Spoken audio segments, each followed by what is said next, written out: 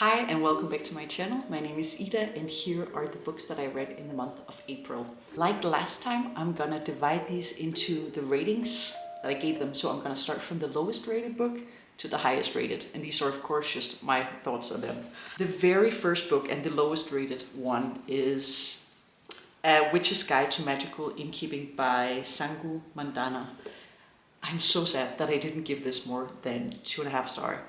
I really wanted to love this, and like the cover is so cute and it really just screams spring to me, so that's why I waited. It's by the author who also wrote The Very Secret Society of Irregular Witches, which I really liked.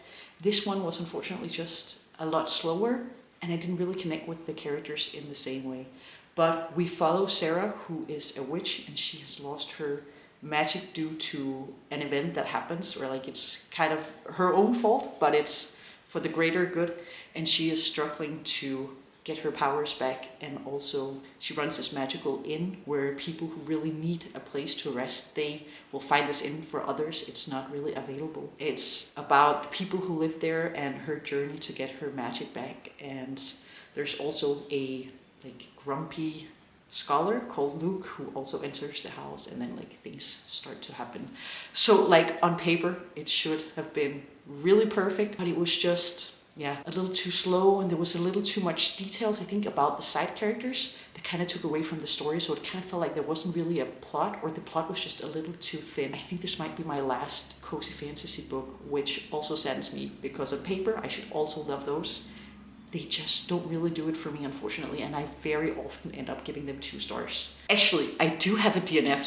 I should probably do that one first. So this might be a surprise to some, but I started Fourth Wing by Rebecca Yarros. I read 60 pages and then I just had to DNF it.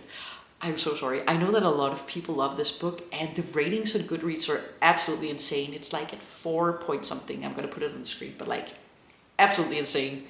I kind of knew already that I was probably not gonna like it because I have a friend who absolutely despises it, and she has so many feelings and thoughts on this book. So I might have been a little biased and have her thoughts in the back of my head while I read it, but I just could not get into it. Like, I thought the plot was so weird. For those who don't know, it's about this girl who enters a dragon rider academy, and that's not really what she wants to do, but her mom is kind of like the general of the army.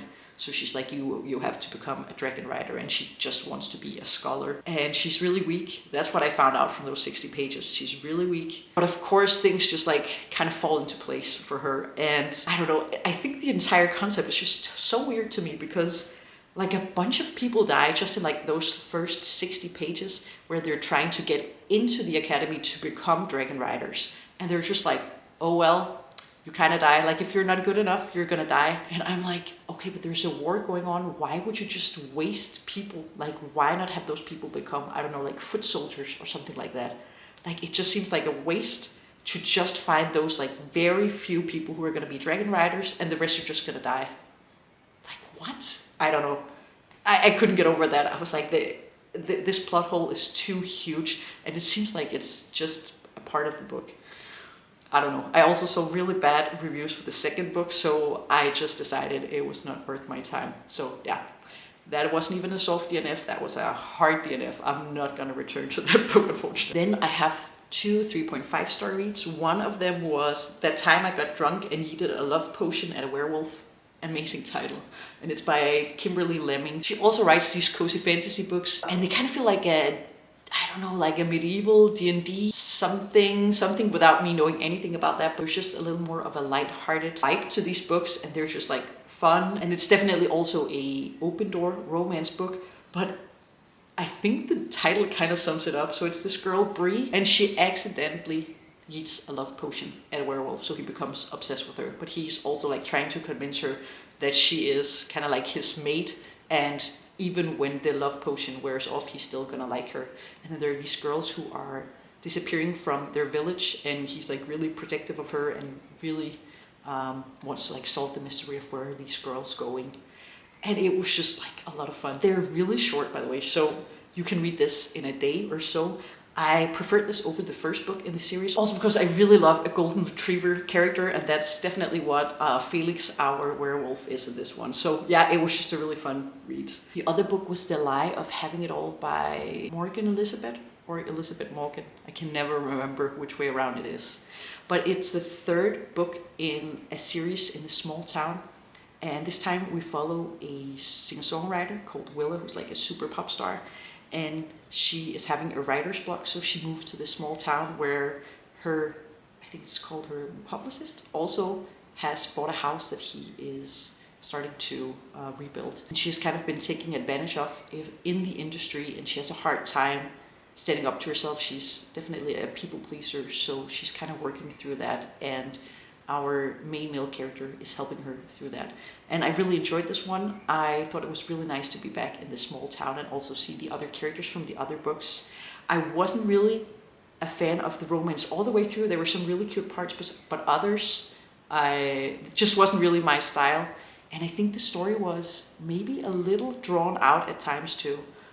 And a little too easy maybe to see through. But all in all, it was a cute romance, and I just love the covers of the books in this series. I think they're so cute. I also gave Time Will Tell by Hannah Bonham Young 3.5 stars, and that's a novella. Our main character finds out that her grandmother, who is unfortunately passed, she had a romance with another woman when she was younger, and she finds out who this other woman's grandson is, and they start talking together. Women have a time capsule with things, but our main character's grandmother has the time capsule, and the grandson has the key for it. Or he doesn't know that it exists, but through letters they start writing to each other, and they meet up eventually as well. And it's just kind of like them flirting through emails, which was really fun and very cute. I, in general, just very much enjoy Hannah Bonham Young's characters and stories. It was very short. I was super tired when I read it, so I forgot most of it, but I do remember it being very cute. And I have one that was between 3.5 and 4 stars, and that was One for My Enemy by Olivia Blake. So I have so many mixed feelings about this author, but since this book was a 3.5/4 star read, that's really good. Like, that's one of the better ones for me. There are some of her books that I've given like 2 stars, and they were just a pain to go through, but I really enjoyed this. This is a retelling of Romeo and Juliet, and we follow a family of witches and also a family of like kind of gangster witches too, like 2 separate families. One only has sons, the other only has daughters. And we mainly follow the youngest daughter, who falls in love with the youngest son. And we also find out that the oldest son and the oldest daughter also had like a love story previously. It's really like complicated actually to describe it, but I think that's the main thing you need to know about this. And one of the things that I really enjoy about Olivia Blake's books are the artwork in them. Like, I would say that that is 80% the reason why I pick up her books. Like, if I see it at the bookstore and I see the art, I'm like, okay, I'm gonna get it just for the art. Like, are you kidding me? Like, the vibes for all of the art, it's always the same artist. I think she's called Little Chimera or something. It just always matches the book so perfectly, and there are a few of them throughout the book, and it just helps with setting the tone and the vibe of the story. And I always look forward to the part where I get to the drawing and you suddenly know who the characters are or what scene it's portraying. And I really enjoyed this. I definitely vibed most with the younger characters. I found them so cute and so funny, and yeah, I was just rooting for their love story throughout the entire book. It's written in true Olivia Blake style, so it's like definitely kind of like purple prose. Also not like overwritten, but a little complicated at times. Like, you cannot read this while you are sleepy or anything like that. You kind of have to pay close attention. And she has a very specific way of writing, which is also very present in this one. I think what she does the best is her characters and like the character-driven stories, because her characters are just always so fascinating to me, and I just kind of wish they were real people because they're very cool and badass. So yeah, this is one of my favorite Olivia Blake books by now. I think The Atlas 6 was the only one I gave 5 stars. Then I gave 4 stars to How to Write a Love Story by Catherine Walsh. I've read her other Christmas books before and I love them, especially Snowed In is like my favorite. I Had such a blast reading that one. And this is about a woman who is the daughter of a very famous author. Unfortunately, he has passed away and he's left his house in her care. And now she has to finish the final book in his series. And an editor from New York is going to come and help her out. She has a lot of mixed feelings about it because she kind of feels like other people got more parts of her dad than she got herself because he was so busy. And it's just about like her dealing with this grief and this man helping her to kind of grow into herself as a writer. I think I might have read a lot of books with a similar plot because I feel like I have to chill a little bit with this. Like there are a lot of books with editors and authors working together. It's especially popular in the romance genre.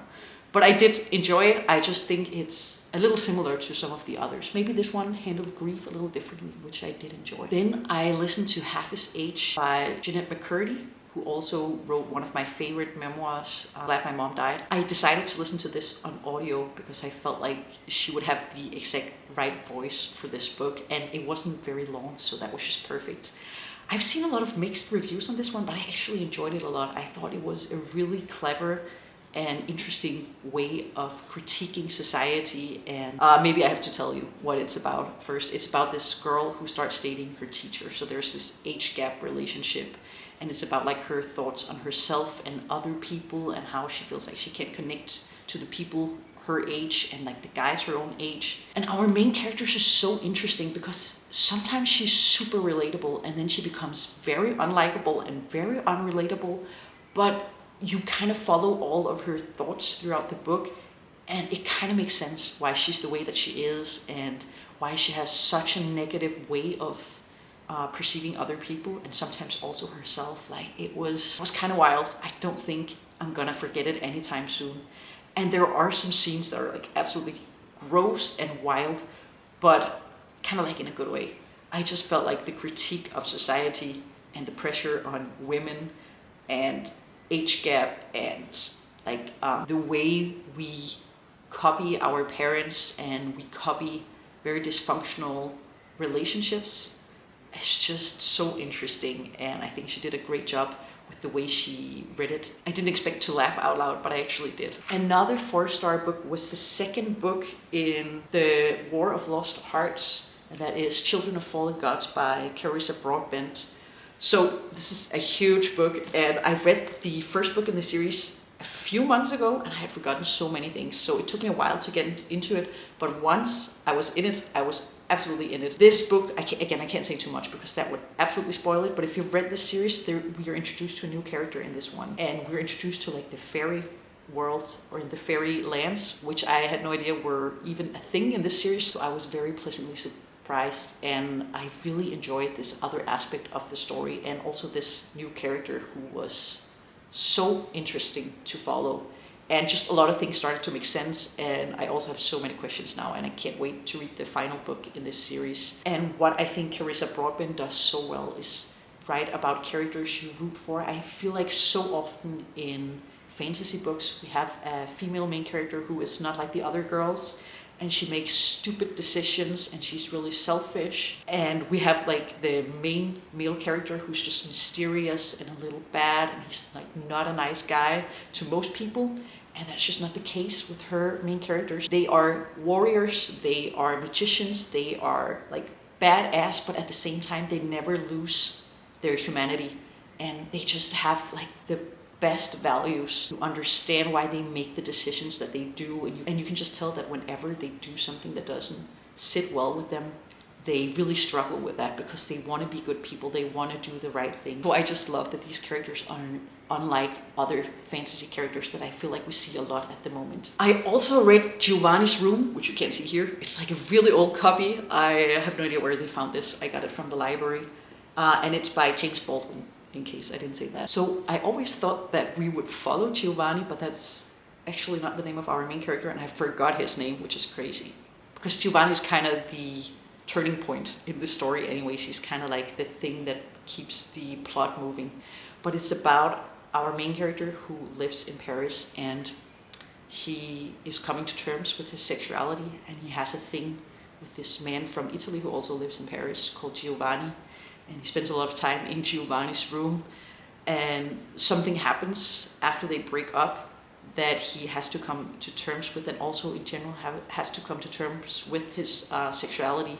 He is engaged to another woman as well, and it's really hard to explain too much about this. I also went into it completely blind. Okay, so if the light and the angle and my nails are different from what they were before, it's because my camera was overheated and I had to take a break, and now I'm back like 6 hours later. So it is what it is. It's a super quick read, and it both had me like chuckling a little bit, but also a little enraged. Like there were some comments that were made in this book that had me kind of shocked, and I do understand why this book means so much to a lot of people. I definitely think I'm gonna pick up more books by this author. Okay. I definitely think I'm gonna pick up more books by James Baldwin because I really like the way this was written. I'm just gonna mix and match, whatever.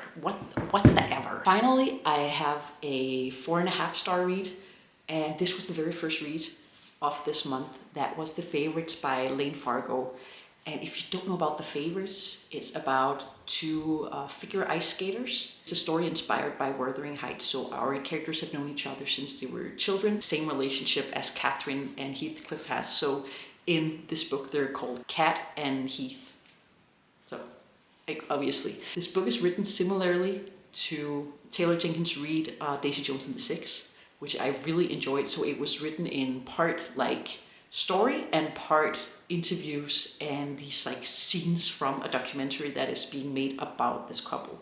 And we just know that something happens in the future that like completely destroys everything, but we don't know what it is. And we have all these interviews from people around them, and some of them will say things that are the complete opposite, so you never really know who you can trust.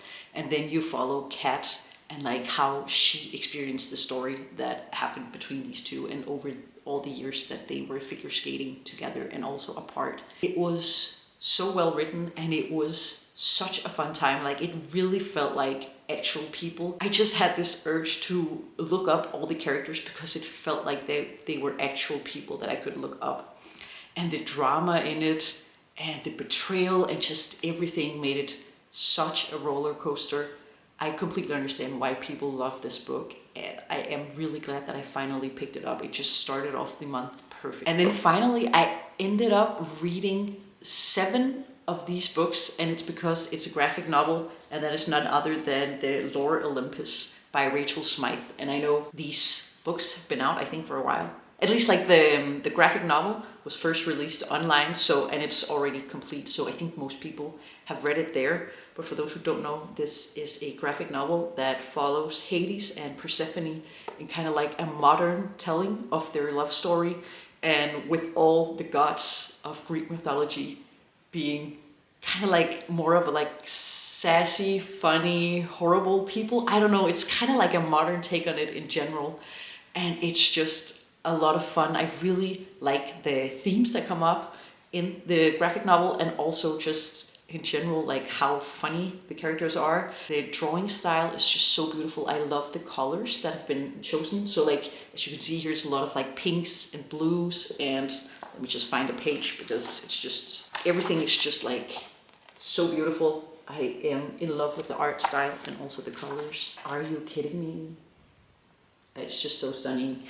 And I don't know a lot about Greek mythology, to be honest, because I just kind of don't like how rude they are, and I just feel like they're just like not nice people. The Greek gods compared to, I don't know, other gods. But this one just makes it so much fun and so entertaining. So I ended up giving all of them 5 stars. I enjoy every single one. Those were all the books that I read in April. It's way more than I thought. I think it definitely helped that I read a lot of graphic novels. But it's been a great reading month, and I have so many books that I'm very excited about in May. I also have a few rereads that I have planned, so I might do maybe a vlog about the rereads. And I do know I keep saying like maybe I'm gonna do a vlog, and then I never do it. But it just seems a little scary to do and like a lot of commitment, but I might just do that because I really love watching other people's reading vlogs. That's gonna be all for me today. I hope you enjoyed this video, and I would love to hear about the books that you read in April, and I'll see you in my next video. Bye!